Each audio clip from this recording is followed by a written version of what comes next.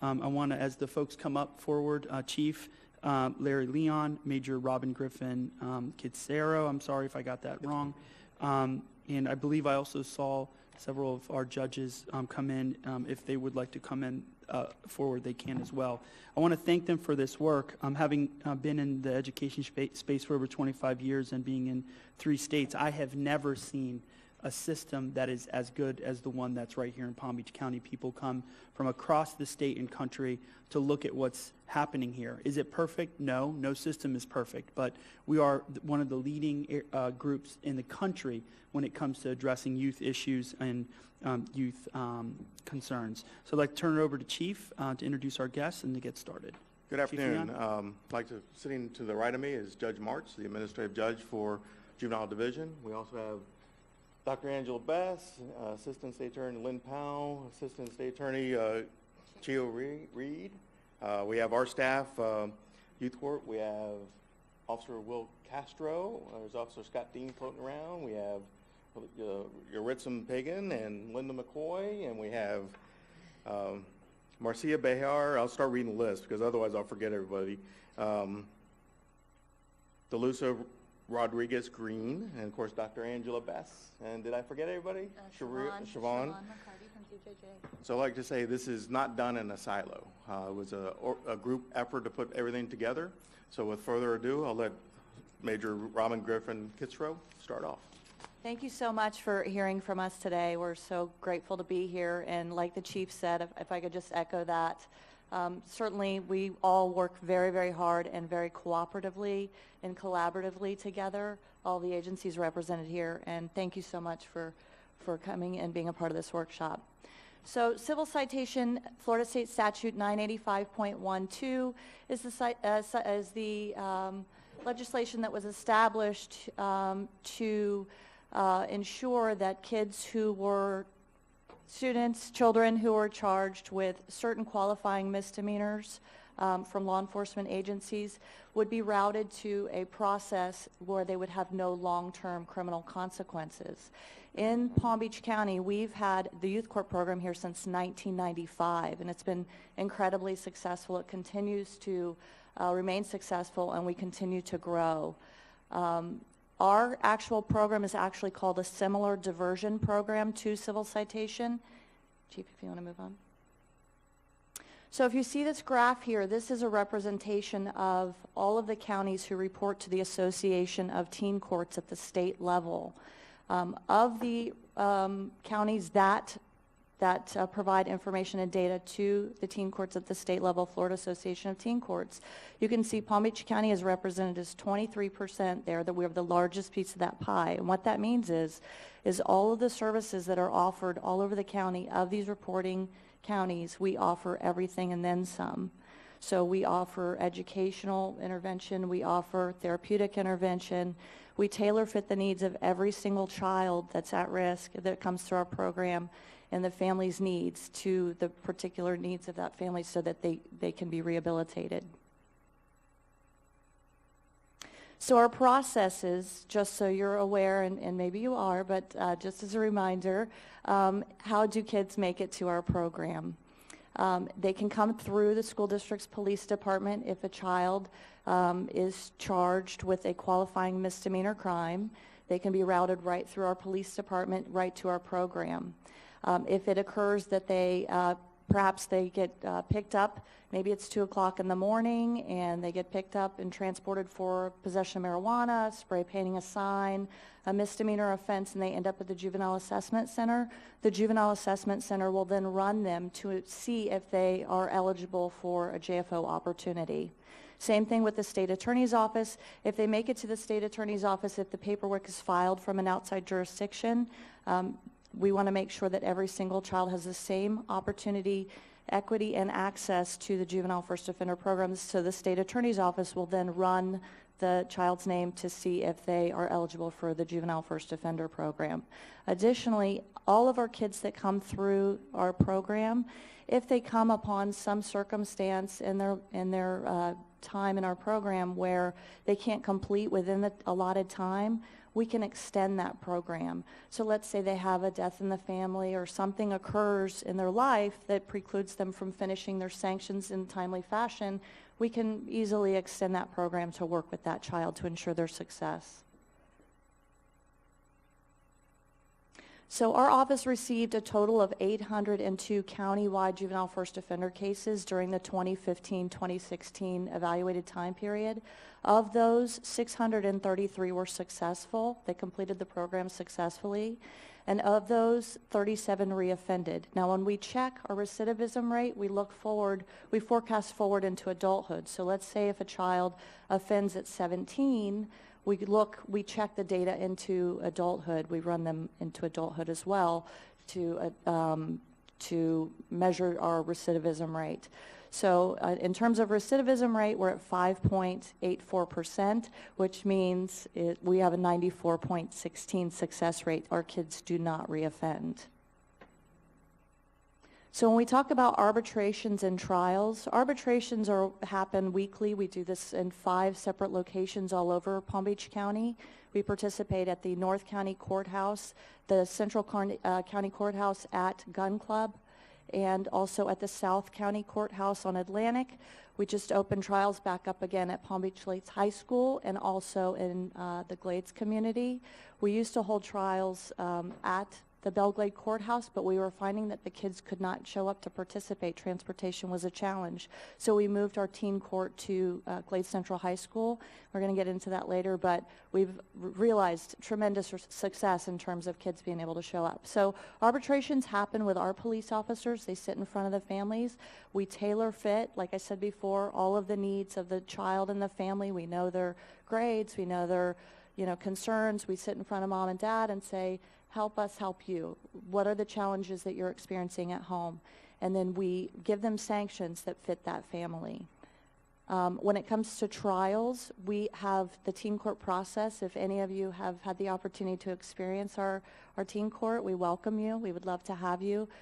Tuesday nights, it's offered at the Gun Club Courthouse.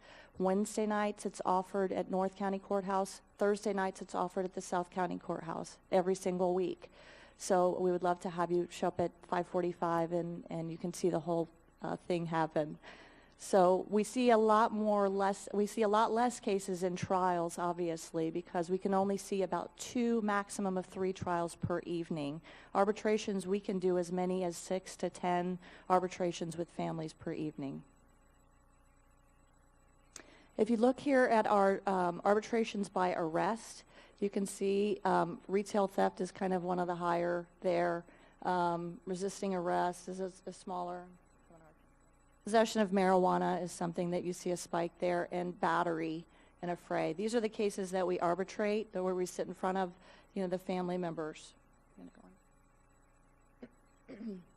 The trial cases, we have a tendency to, we always want to make sure we look at every single probable cause affidavit that comes through our office, and we always evaluate what's going to be in the best interest of the person that's involved in the process, as well as all of our teen court volunteers.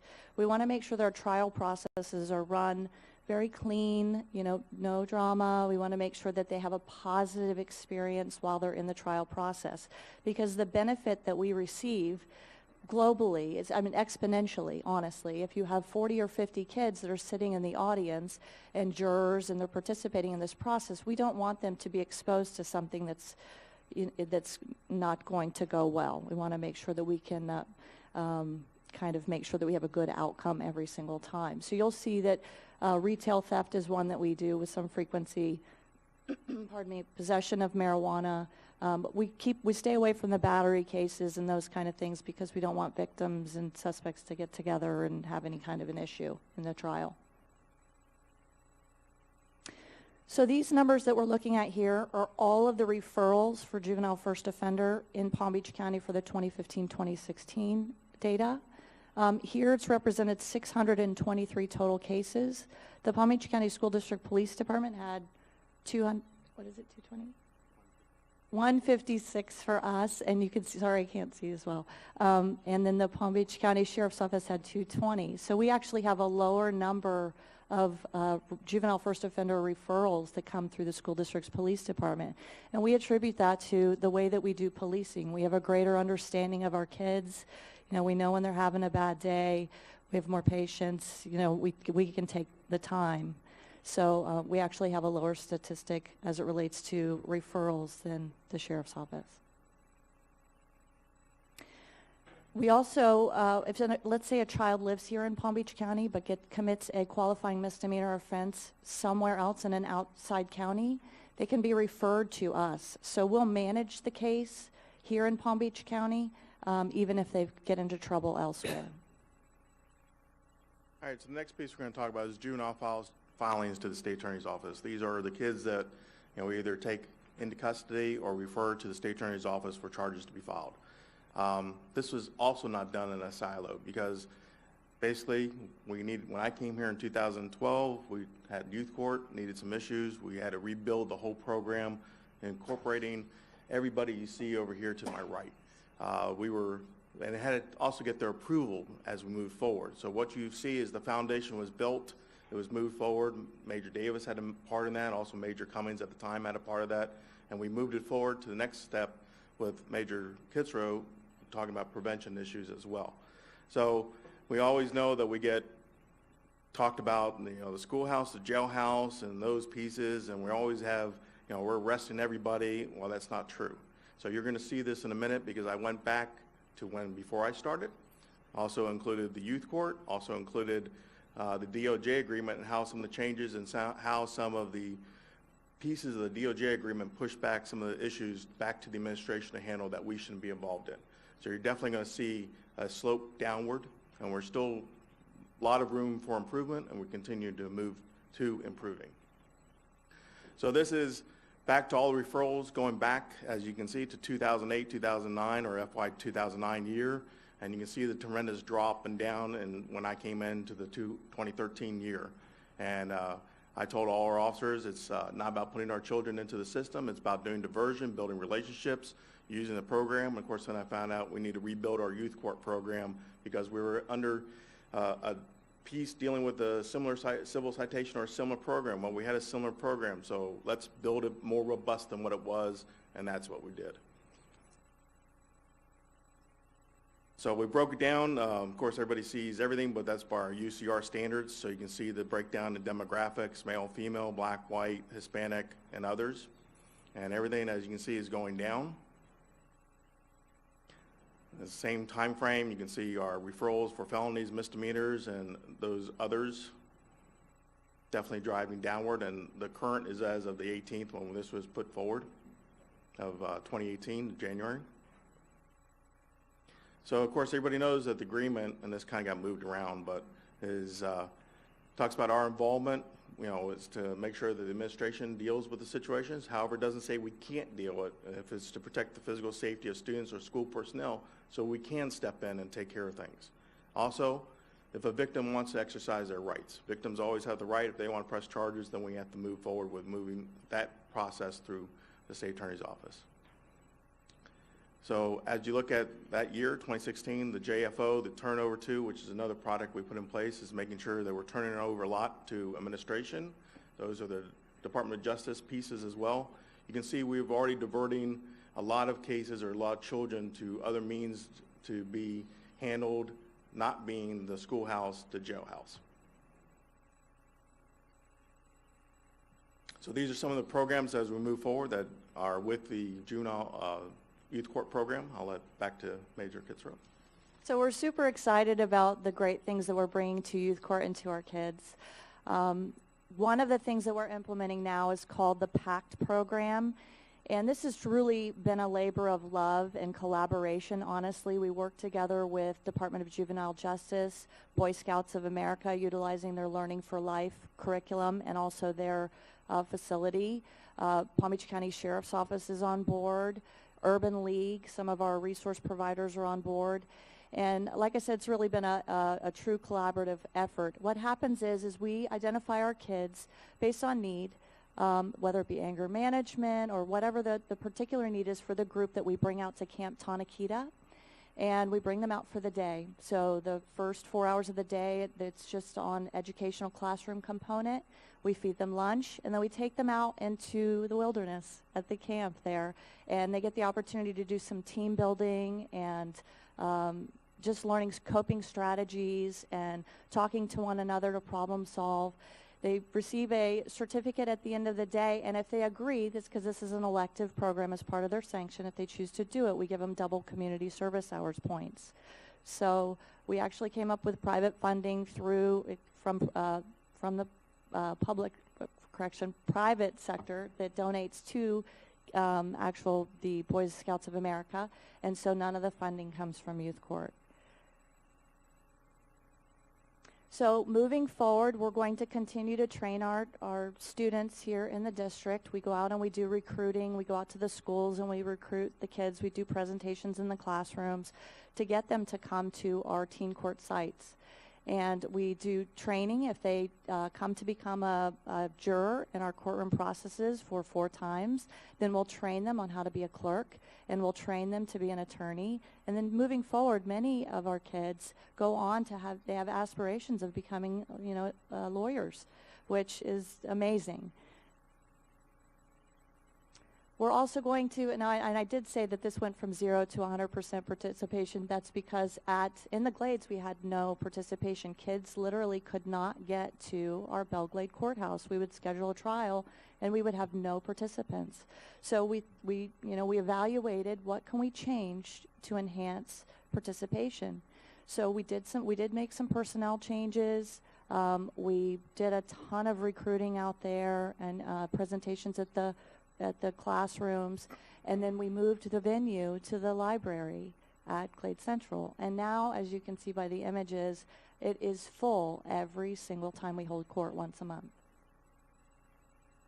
We're going to continue to recognize our teen court volunteers. Some of these kids show up 3 nights a week, every week.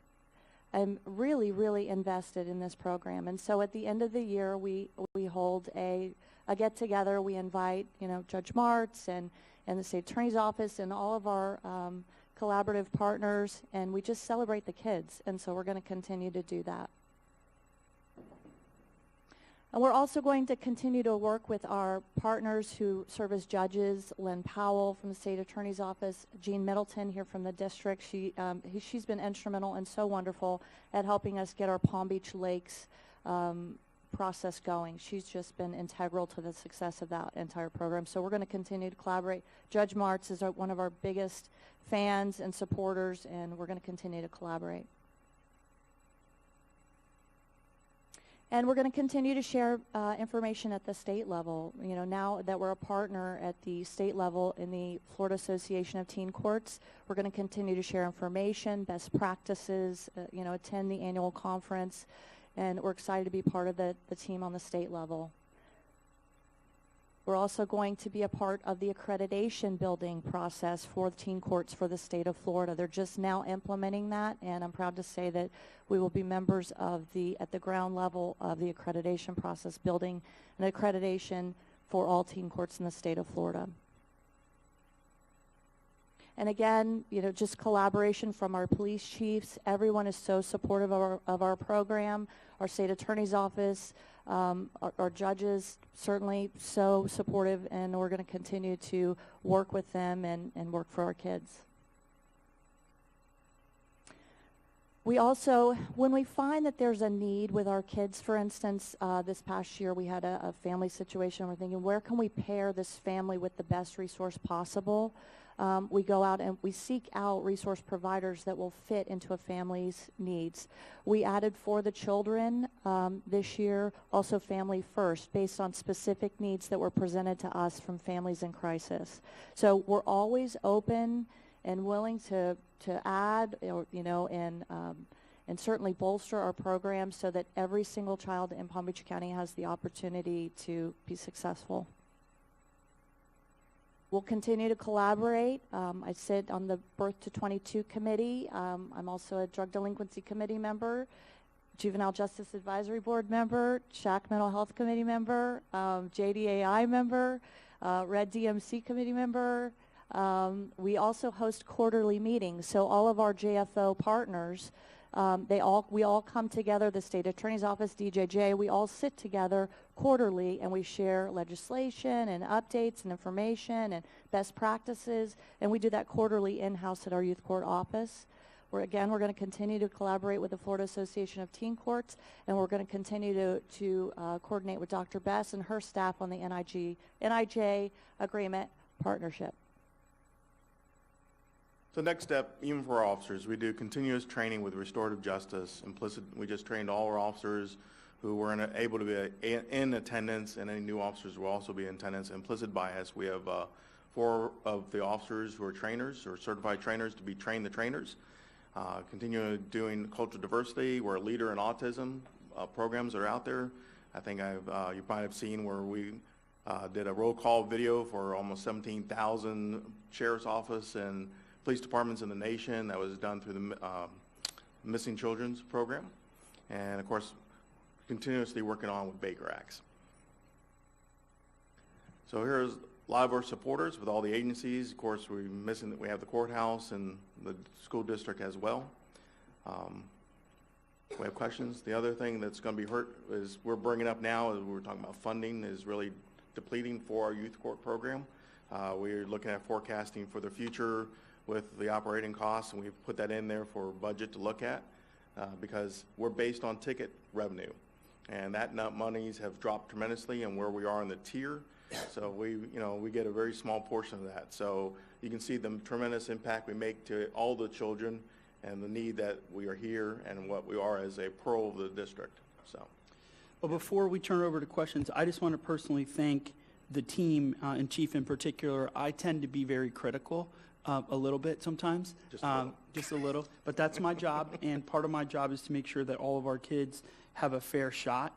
And I just want the community to know we're not soft on crime. Our police officers, our men and women who are in those classrooms and in those schools build relationships. So when something goes down, almost every time we find an issue, whether it's a weapon, a BB gun, or a knife, it's because a kid has a good relationship with somebody and trust that if they tell, there won't be repercussions. So we're not soft on crime. These numbers are coming down because we are working hard to keep our relationships with our kids. So especially in light of what was happening right now as we sit here in Broward County, I started thinking about how parents might perceive these discussions. The reality is we've got to keep great relationships with kids, and our officers, our men and women, are doing a fantastic job. It's because of our partnership with our local courts and other jurisdictions that drive the kids back to these options and give them another chance. We've all made mistakes. So thank you. We'll take questions at this point. Mrs. McQuinn and then Mrs. Andrews, Mrs. Brill. This is an easy one. I don't know whether there is a particular checklist for when a principal comes new to a school. So notice I didn't say new principal. When I went to Gardens High, which was mid-year, school police sat down with me and talked about the issues that were happening at that school and made sure that I understood that when we were communicating a problem,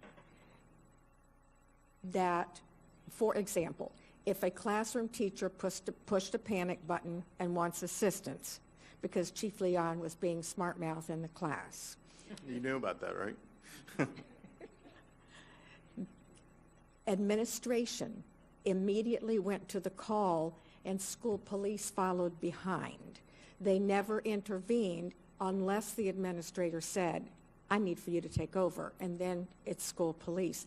That was so very, very helpful to us in reducing student suspensions and expulsions. So I think it's great, the process that you put in there, and hope that there will be that meeting on a checklist for principals new to a school. Well, what I tell the officers is you build a relationship, the administration, because you're a team for the safety of that campus. So you have to be part of that administrative team to talk about issues that are occurring, not necessarily criminal, but they could be something, a child's having some issues. Maybe we have some resources that we can go to because we have great partners and we can reach out. As you can see, the list of partnerships and other pieces that we're involved with that can provide assistance. But it's definitely a team. You know, if there's incidents that occur, we're talking with the principals, making them aware, as we are from here to our officers, and making sure they handle things appropriately. All right, Mrs. Andrews? Thank you. And as I look out, I can tell you, I know you. I sat on the Juvenile Justice Advisory Board for so many years, and how we all work together. And when I see these statistics and see that we're getting better with what we do, it's so exciting. For the children to have a second chance in youth court, we have been out in front of most districts all across the state and nation, and you to be commended. When I look out at you, Chief, Major, the judge, and all of my friends over there that I worked with for so long as a representative for the school board, you understand, you get it done, and there is a check and balance for us working together in each of the agencies, at the judge's level, at the school board, and the departments. We've been really working with the cities and the police departments. And so maybe if you can just kind of talk with me a little bit more on how we're building that relationship with the municipalities so that they can be educated on how we can all work together. And I know we were working on that over the last few years, and I think we've made some improvements. Well, Can I take that? yes. I'm going to take that because I need to give him credit for something when you ask exactly that question. About 5 years ago, there was a big push for civil citation, and it came through here with a lot of requirements that would have hurt the JFO program that everybody worked so hard to build in Palm Beach County. We resisted that effort. But some good came out of that. And what good came out of that is we recognized there were certain agencies in Palm Beach County that were not taking advantage of the programs that were here. And some of those were some of our strongest minority communities. And we were starting to see that we were not getting necessarily that proportion throughout the community in each agency's response to diverting kids. During that process, they got an opportunity to mend that, and one of the ways they mended it was to ensure that we made it very public with all the chiefs that their participation wasn't an option anymore. They had to participate. And most of them stepped up, and I have to admit, most of them were just believed they were remiss in not getting on board sooner, but we're glad to get on board. But there was a big part of it that the chief stood up for that probably made the difference when he told all of the chiefs together that if any agency or any police officer didn't want to divert a child, by making one simple phone call, the school board police would pick the ball up and run with that from that point forward. The police officer didn't have to write a piece of paper, didn't have to drive a child anywhere. All he had to do was make one phone call to make sure that a child who was eligible for diversion could be diverted. I think when the chief made that statement to the chiefs of Palm Beach County, I think it put them all on notice that they had to step up and do their fair share. I think that's been a big difference in seeing the response that we have now. One of the things that I get to do is I get to see the result of the kids that are charged. And it's not unusual for me to inquire why a kid has not been diverted, because it may be that I'm looking at his record and I don't see any significant past or any past, or I see the charges are relatively minor. In the time that I've been doing that, and I do that on everyone that I think might be eligible for diversion, I have yet to find one that has slipped through the cracks of the school board, police, our agencies, or the state attorney's office through its review through Lynn Powell. That's pretty darn good when I can say I haven't found one in 4 or 5 years that I looked back at them and said to them, hey, talk about diverting this child again. All right, they've all had a pretty good reason why it was there. So I have to give credit over here, and I had to jump in there at that point because I know he won't take as much credit for it as he should. I love it, and thank you. And thank you for thinking out of the box for Glade Central High School and making it happen. And I'm looking at Palm Beach Lakes High School. You all are awesome. Thank you for everything you do for our children. Thank you for your support. Thank you. Mrs. Brill and then Mr. Barbieri. Thank you, and I want to thank all of you in here for, we really made this a model program for the nation, not only for the state of Florida. And thank you, Chief Leon. You made me feel better about the speeding ticket I just paid for. Before I came to the board meeting. Before getting a ticket. Sorry We really about that, appreciate but it. thank At you. least some of my money went to a good cause.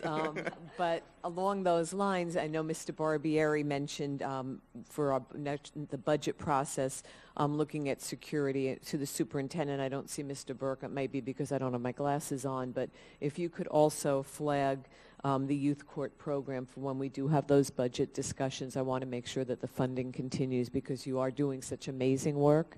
And then I have an easy question. I tried to take a quick note. The youth court on Tuesday at 5:45, where is that held? Tuesday night, it's held at the Gun Club Courthouse, 3228 Gun Club Road. And then you have it's a South every County. Tuesday always? Every Tuesday. And if you have any question or if you just want to make sure, sometimes I postpone, very rarely, only if something happens where the the defendant can't make it. But most of the time we're there. But if you want to call, 494-1566, just give us a call and just confirm. 1566? Yes, ma'am. Thank you. Mr. Barbieri. Yeah, I also want to thank the State Attorney's Office, the Police Department, Judge, Judge Martz. As an attorney, I can tell you this is a strange reality for me being on this side of the bench and you sitting on that side. It's never happened before, probably will never happen again. Try and behave, sir. You're doing a great job. But I want to especially commend our police department. Of course, everybody knows I'm a former police officer. Once a police officer, you just never get out of your blood. But I've been to the schools, and those kids really do. Our police officers are great because those kids, I see them walking up to the police officers and just chatting. And when I was a kid, you were kind of afraid of a police officer. But these kids, our men and women have done such a great job of becoming friendly with the children, and it does make a huge difference on the campuses because, I'm sure that's where you get your tips on things that could go terribly wrong like we had today. So I want to commend the police officers we have. And I'm so proud we have such a great police department, and I brag about you guys all the time, and I'll never stop asking for more police officers and more equipment for all of them. But thanks for the job you do. Appreciate it. Thank you very much. Dr. Robinson. Chief Leon, how are you? Good, ma'am. And you? I'm well. So I guess me being mean to you has really helped. I'm really pleased. And I want to thank Major Kitcherow for spending time answering my numerous questions. So what I didn't hear, maybe I just wasn't focused enough, is the criteria for the Juvenile First Offenders Program, right? So as I have, it's the first-time offenders with a qualifying misdemeanor, age 17 or less, is voluntary, they must admit guilt, no prior arrest, right? And so, and there's certain offenses that wouldn't qualify, which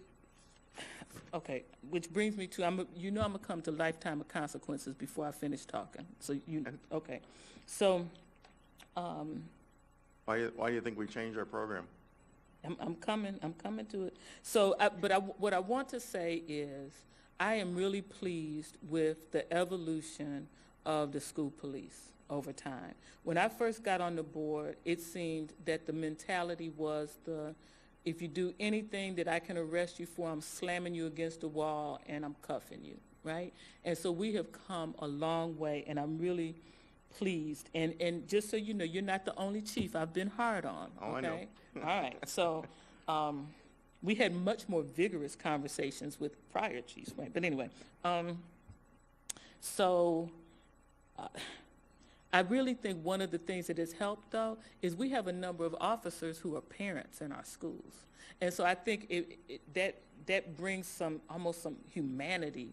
Maybe that's not the right word. More humanity, more touch, more care, more treat them like they're your children to the job. And so I think we see some of that in the data.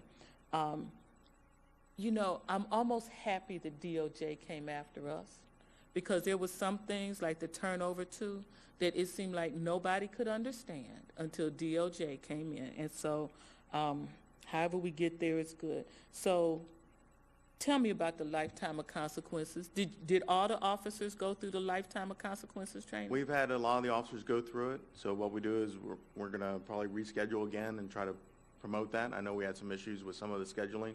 So I would have to look at how many people went through it again. But we'll revisit it. It's not something that goes and sits on a shelf for us, because we live it every day when we interact with kids, because we know the consequences. It's all about choices and consequences.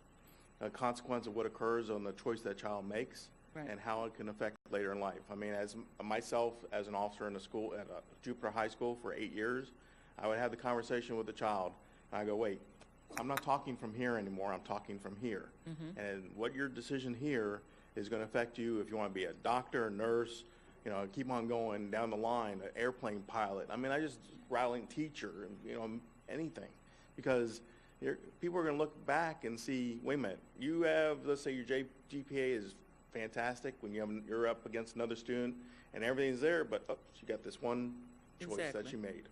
Well, So but the other thing about the lifetime of consequences, and let me just describe this training for those who haven't been, and I want to thank Dr. Best for arranging it in the past and talking me into going, because it really shows you the long-term consequences when somebody is criminalized, right? And we all know that there are disparities, right? And so in addition to the child making a choice, the adult makes a choice too. And the reason that training to me is important is because I want the adults to look and say, this is a child, and they do have a future. And if I can sit them down and talk from the heart, as you said, right, instead of criminalizing them unnecessarily, then you really actually give that child another chance. And so I actually think that when you schedule it again, we need to try to see how many school-based administrators and board members that we can get there to understand this. But the other piece that comes up as part of that is when you say that some of the students that have been through JFO want to be attorneys. And so we really have to start clearly instructing young people how to answer that question. Have you ever been arrested? Because if some lawyers will tell children, if you've been through this program or if you've been sealed and expunged, that you can say no. And then you can just easily get in trouble with that. That's my, no, seriously, that was my takeaway. Is it better to say yes and then explain, because otherwise they call you a liar and they chuck you. What we've been looking at, and the staff and the youth court have actually looked and found where some of the colleges and universities are now asking if you've been to a pre-diversion program. Wow, okay. And so some of that is outside our realm because it says pre-diversion. Right. But if that student says yes, well, the next question should be, were you successful? Because that's the main part. Were you successful in that program, and was there anything else afterwards? If it's yes and yes, and there's no other crimes or other consequences that occurred, then I would think that we look at it as, okay, lesson learned. He understood, or she understood, and we can move forward with it. But if they don't have that question, if they have the question, if you've been arrested, and that young person has been counseled, that now you can say no, then that's trouble. That's just trouble in the making. So let me try to wrap this up. So, Dr. Robinson, can I add to that? Yes. We run a clinic for our kids where they can actually come and get community service to go through a Know Your Record course, where we actually teach them that who are court involved. Okay, but we need to tell the lawyers too, because they're still telling kids that. So, and then, so Judge, thank you for being here. I think that I understood you to say that when you look at kids who might be eligible for the diversionary program, that appear at first blush to be. Right. Well, that's my point. So can we essentially do an audit where we go through a period of time where all the juvenile judges, like every case that comes before them, is given to whoever to look to see, did that child meet the criteria for the juvenile first offenders program, and did they or did they not make it there? Because I think at first blush, like, our biases will kick in, right? And so can we set up just a trial period for 3 months or something, whatever it is, just to see if truthfully nobody's slipping through the cracks, and then think that's a good idea? I think Lynn Powell from the State Attorney's Office has done an incredible job of doing exactly that for quite some time now. I think that's all been gathered. Okay. We do it because, quite frankly, I'm nosy. You know, when I see something that bothers me, I want to know the answer. Right. And oftentimes I'll ask the question because oftentimes it will give me some insight into how do I want to deal with the child in court, why they didn't make a diversion, why something didn't happen that appears at first blush that it should have. And sometimes that'll give me some insight. Sometimes it's a parent who won't cooperate. That gives me great insight on how I'm going to try and work with the child now from that day forward if the child fell off the diversion because they had a parent that wouldn't engage. And that's part of our problem is a lot of times some of our kids are off the rails because they got parents who haven't been as caring or involved as they should be. Not the kid's fault. And I would tell you that probably sound like I'm soft on crime when I say this. Those that know me probably wouldn't. But when I say this is I'd say probably the high 80s or 90% of our kids, their issues are their parents. It's not them. I mean, we don't have bad kids. We have kids that do bad things sometimes. I'm And clear. oftentimes Yeah, I'm clear, but but I'm gonna go back to this point, and if we need to have a sidebar at Children's Services Yeah. Council, we can do that. we can always do But- that. We can always do yeah, that, Doctor. But I'm just saying, you're the neutral guy. Yeah. The state attorney's office is not. I'm just Yeah, I gonna understand. ask you No, to I understand. consider that. I understand. Okay, and then my last question is, so. And I would be happy to tell you today. Okay. I'm going to go back to my judges tomorrow and ask them if they'd all keep an eye out and inquire as I do. I think most of them do. There's only 5 of us. We talk a lot. For everyone, every case, not Yeah. just the ones that at first blush Well, look. some cases are pretty obvious. Okay, when but it's I'm their just 4th saying, or 5th do the burglary, check I don't mark. need to ask them a lot of questions. Okay, we're not supposed to be talking back and forth like this, are we? Okay, so. My apologies. Okay, we'll do that later. Do you remember Mr. Barbieri saying, I'm not used to being down here? That's the... Okay, so, okay, we'll talk about that. So, but then the last question is, so, red DMC. I know what DMC is. And so, so DMC is disproportionate minority contact, correct? Yes? No? Somebody tell me. So. Racial and Racial ethnic and disparity. Okay, so here's the question. Yes, ma'am. And maybe, you know, like people have conferences on this. Why do we have even though the numbers are going down, wonderful, that's to be applauded, we still had a significant disproportionality with black males being arrested, just way out of line. So, anybody got an answer for me? And what are we going to do about it, more importantly? Because I kind of know the answer. I think you do too. What are we going to do about it? So I think that's really a question not just for this workshop. A lot of the identified issues over the last 3 years and are part of our strategic plan are helping teachers and others de-escalate this cultural competency piece. And Dr. Ruiz has been leading some of that work for us, and we've gotten already a lot of principals involved and teachers involved. So it's not just a police issue. It's really how do you help a kid unpack an emotional moment, and a teacher who's upset and might be frustrated and doesn't have the skills to deal with an issue. And we know that there are biases among all groups. But it's not going to be answered in one simple question. Otherwise, you know, the people around the world would have already figured this out. If they wanted to. So I'm going to just ask Chief if he would just maybe send me an email later and let me know what your part of that is. Thank you.